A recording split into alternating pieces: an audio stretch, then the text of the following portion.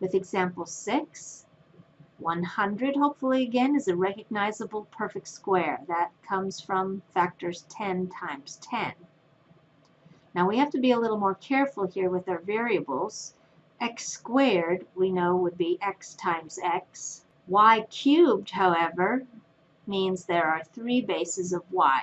So now these are the terms under the radical.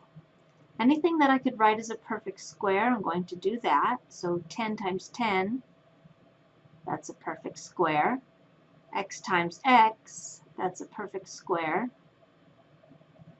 But notice that we have more than 2 bases of y. So let's group them in pairs of 2 because that would indicate a perfect square. So it looks like we have a perfect square and then a leftover base. So we have a perfect square for base of y, but then one left over. So the way we work with leftovers would be first clear any terms that are perfect squares. So 10 will clear. X will clear. Y will clear. But notice I have a base of y that is not a perfect square. So whatever is not a perfect square, whether it's a numerical base or a variable base, it will need to remain under the radical sign.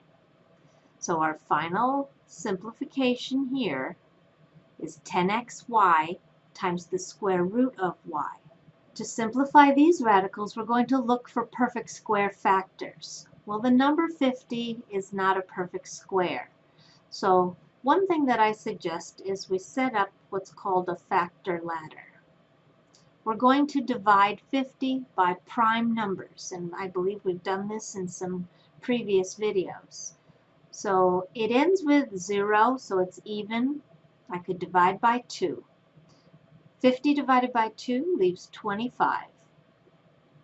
25 is not an even number, but it does end with 5, which means it is divisible by 5, which happens to be a prime number.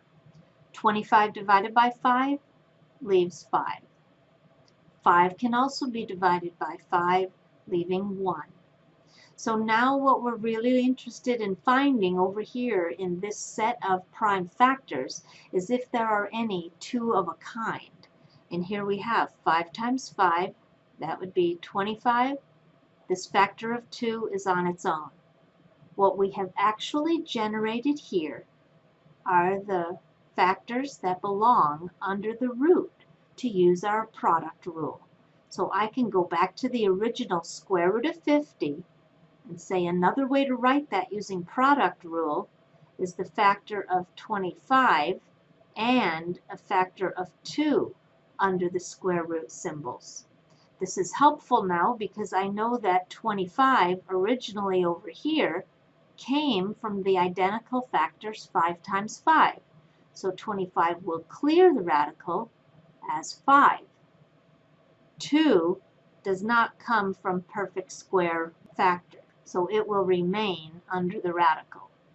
So the square root of 50 is equal to 5 square roots of 2. So we can use the factor ladder to help us with all of these non-perfect square coefficients. In example 8, we're starting with 32, and we'll divide by a prime number. Since it's even, I might as well use 2. 32 divided by 2 leaves 16. 16 divided by 2 leaves 8. 8 divided by 2 leaves 4. 4 divided by 2 leaves 2. 2 divided by 2 leaves 1. So now we're going to find all of the pairs of identical factors. Here's a pair of 2. That makes 4. This pair of 2's makes 4. Here's a 2 that is single. That remains 2. Now I have 4 times 4 times 2. If you find any identical factors here, keep making your pairs of identical factors. So I have a pair of 4's that makes 16, and 2 is still alone. These are the factors that belong under the root. So I can say that the square root of 32 is the same as square root of 16 multiplied by square root of 2.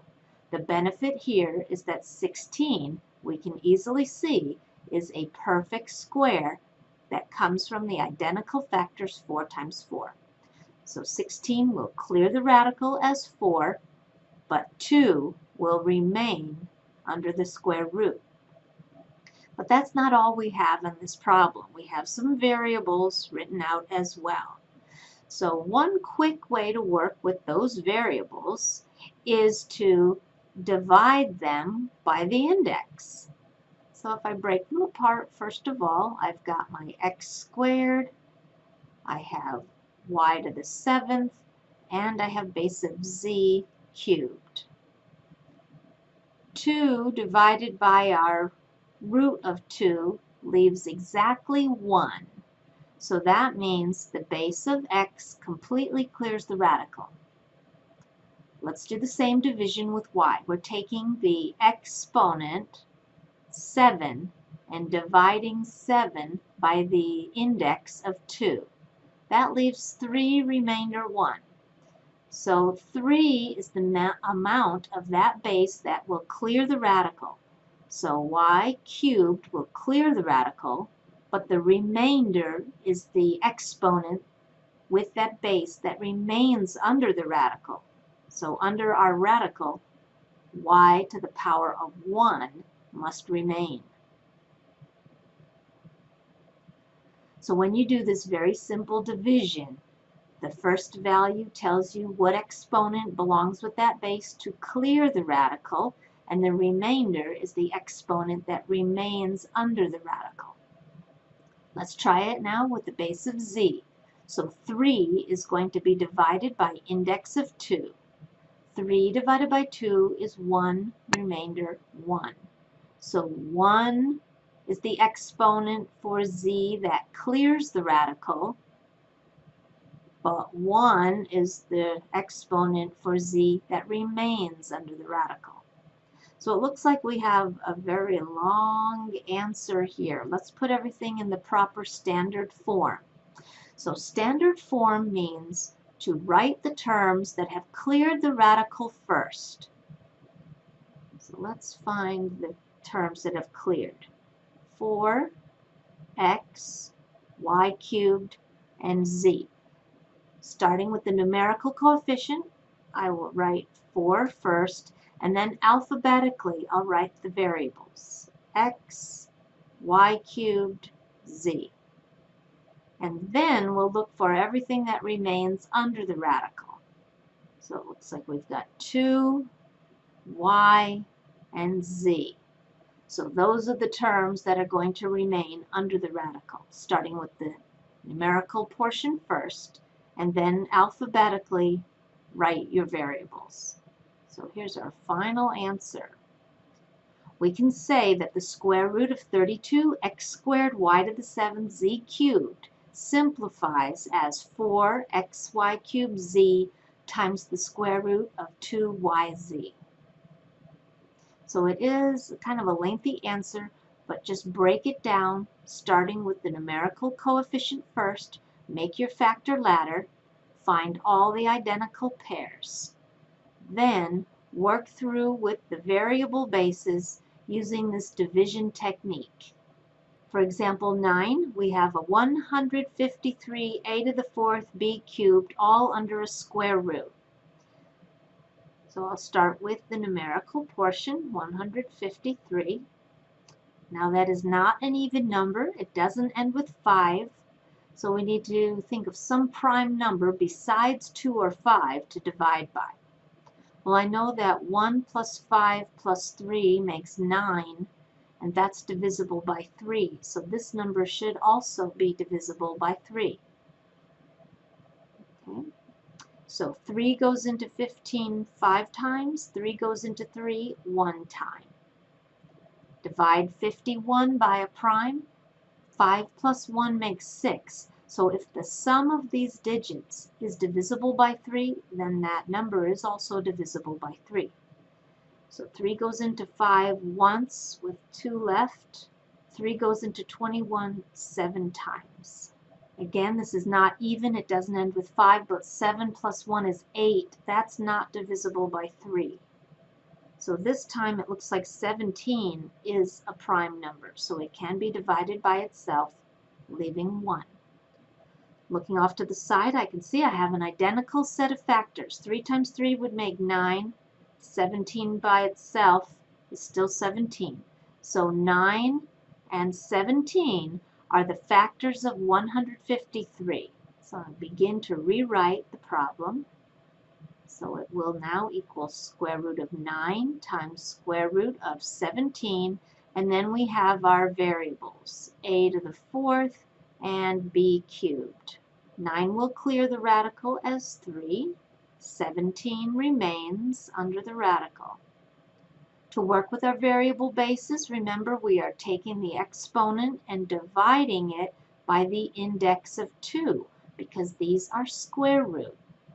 4 divided by 2 is exactly 2, no remainder.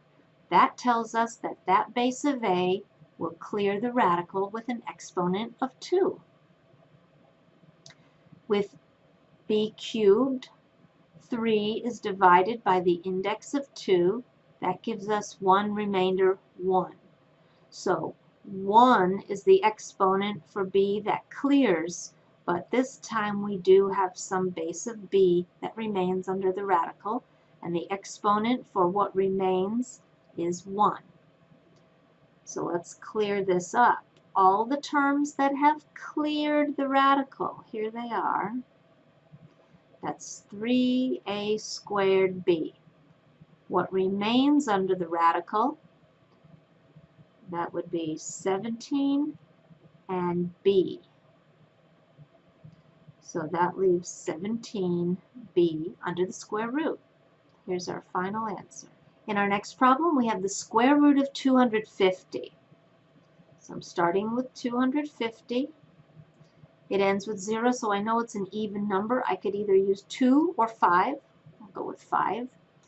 5 goes into 25 5 times, and it goes into 0 0 times. So 5 times 50 makes 250. Now we need to divide 50. I'll stick with 5. 50 divided by 5 gives us 10. 10 is also divisible by 5. That leaves 2. 2 is divisible by 2, leaving 1. Remember, when you end up with 1, you know you're done dividing. So we have a pair of 5s to make 25. 5 times 2 leaves 10. So square root of 25, square root of 10 are the factors that we can use to break down 250. I like to start with the square root first of the term that's the perfect square. Then it's automatically in the proper order. So square root of 25 we know is 5. Square root of 10, we know that can't break down into any perfect squares because of the factors that it came from. So 5 square roots of 10 is our final answer.